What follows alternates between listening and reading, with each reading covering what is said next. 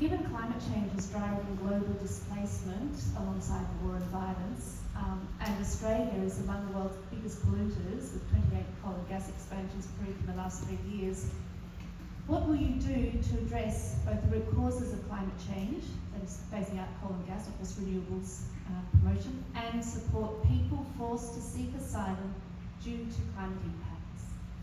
Thank you, thanks for the question. We'll start with Sam and then we'll work on this later. Thank you, Maggie. That very important question, and it's a question of our time. Right now, especially our Pacific Island neighbours are on a precipice. They are preparing for what they know is the reality confronting them, which is being inundated and being some of the first climate refugees anywhere in the world. Australia, as a major player in the region, has a responsibility, a humanitarian responsibility, to prepare for that eventuality and try and prevent that from happening as much as possible, which is where the question about climate change is so integral. We should not be fueling the climate crisis, but right now, Labor has opened up more than 30 new coal and gas projects to power in 2022. As a starting point to mitigate the worst impacts of climate change and protect our global communities, we cannot open up new coal and gas. That is a minimum. And then we have to aspire for so much more. So we need governments, we need people elected with courage to hold power to account. And Mr. Khalil previously asked the question, how can anyone not from a major party actually affect change? It's called shared power, it's called minority parliament, which is what we are on the precipice of right across this country. Possibly one of the most progressive parliaments we've ever seen in Australia, with more Greens, more independents, pushing Labor to go further, because quite clearly they cannot act alone. 10,000 asylum seekers on the fast track system, still languishing, their lives still being destroyed because Labor refuses to act. We have to get prepared, we have to prevent global catastrophes and climate disasters, but we have to be more compassionate, we have to be more generous. Australia is truly capable of it, but we need leaders to represent the values of our community, and that's why it's so important, and this seat of Wills is so important. I'm just sorry, I think Peter's asking me to fact check something. The number of people who are currently failed by fast track is just over 8,000. So no, that's okay. The numbers have changed. Also, and I'm not going to respond to everything, but I could hear that Peter was saying that the fast track system no longer exists. That is partially true, but people who are failed by the fast track system, their determination still is upheld, even though Labor acknowledged that fast track was flawed, and they're the ones who are stuck in limbo. Many of them who, in their appeals, they're waiting many years before the court for the only opportunity is ministerial intervention. So it is correct to say that they are stuck in limbo and they have been failed. Well, let me just, because facts matter and we're talking about facts, we have removed the fast track system. I mean, we keep hearing this claim that people are stuck in the fast track system. The Labor government has removed it, which means people have natural justice.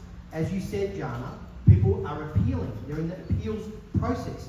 They're not in limbo, they're appealing their cases. If they had a determination that went against them, they have the natural justice pathway to appeal it. Under the fast track, they did not. They were stopped at one stage, or the first stage. We have removed that barrier. It takes longer because people go through a judicial process. Each case is very complex, as we all know. Cases can take a long time with respect to evidence and other things, but I would take that for the people who want to have their claims processed rather than being told and rejected up front without any right of appeal. So that's really important to point that out. Yeah, there are many people who were failed at the court stage. Now the only option is ministerial intervention. And that's part of, okay, that's part of the system. The final part of the Migration Act is ministerial intervention. I have intervened multiple times at that last stage with the Minister for Immigration to get a positive outcome for a refugee status. Some of the people might be in this room. That's part of the system. The Minister of Immigration has the power to intervene and overturn a decision made at the last stage of the judicial process and intervene and provide on compassionate grounds and other grounds, it's very complex, but provide that person with refugee status. It has happened. It's happened a lot under my watch, where well, that's not true, Sam. Sorry, I think I might because just call this I can get you dozens of cases where we've got refugee status for people through ministerial intervention. Sorry to interrupt. I just also do want to give respect to Maggie's question, which we're not answering. I think that having a debate on fast track is an excellent idea, perhaps something that we can follow up. We're happy to host another debate on fast track during this election period, if that's something of interest, because it's obviously a topic that we can have a debate on fast track, very happy to, but I would like to just get through the rest of the questions. And so Sue, if you're happy to answer Maggie's question, and then we'll get on. So the question about climate and the Pacific, I think first we have to recognise that most people in the Pacific don't want to be forced away from their land, because they are connected with, like, their land is connected with their ancestors. So the thing is really for Australia and other emitting countries to actually try and stop climate change, because people don't want to be forced off their land.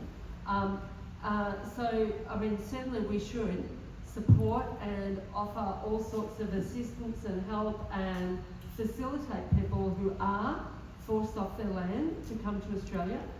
It is our responsibility in Australia.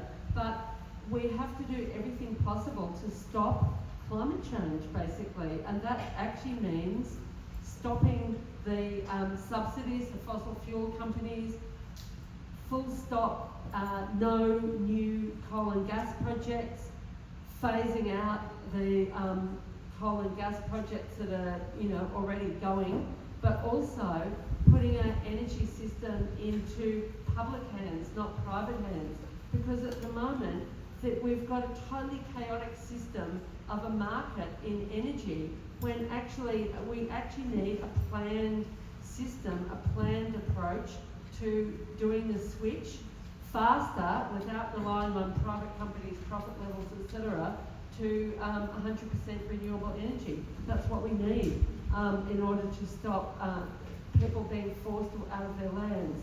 But there are probably some islands, unfortunately, which may be too late, and also some of those islands that are in Australia's territory, i.e. in the Torres Strait, where there are all these king tides that are forcing people to shift. Sorry, is that true? No, thank you, Sue. And then was Peter, and then to Owen. So yeah, we'll all get a chance to respond to this question. Just to remind you, this is still first question, I'll be so quick. we will. I'll be quick because I took Thank up you. time on the Yeah, fast track thanks, point. Peter. But we've invested 20 billion in renewable energy infrastructure.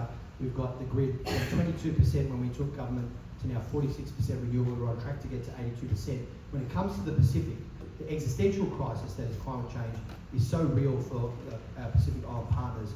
And the work that Penny Wong's done and the Minister for Climate Change, Chris Bowen, working with our Pacific partners at the UN, the climate financing investments that we've made to help support our Pacific partners is done in a way with respect for their sovereignty and respect for them as our neighbours, not in the arrogant way that we saw Peter Dutton and the previous government do, and the way they treated our Pacific partners.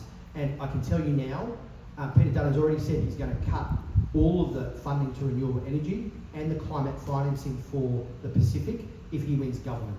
And it's so important to have a progressive Labor government re-elected to actually do this. And we don't need to be pushed to do that. We did it because it's part of our platform and our policy. Thanks. Owen? It was certainly a relief to hear that, Labor is making progress in regards to the refugee processing. So that, once the climate refugees start ramping up, that they're going to get a fairer trial. But I guess, as I was alluding to before, in terms of Australia being a good global citizen, let's stop refugees from needing to be refugees in the first place. I was saying, what if we can spread, Wealth and Harmony Australia's democratic processes, mainly using software around the world, not through bullets. But then also, what if Australia takes serious action on climate change? What if we direct significant amounts of funding to research and development so that these technologies can be applied anywhere in the world? One of the technologies that Fusion wants more investment in is precision fermentation.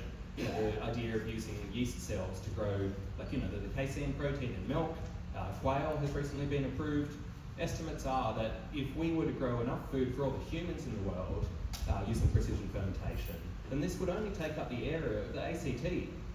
And so you can imagine, with new technologies, to have food independence, energy independence, then basically, you know, refugees won't be fleeing in the numbers that we're currently predicting.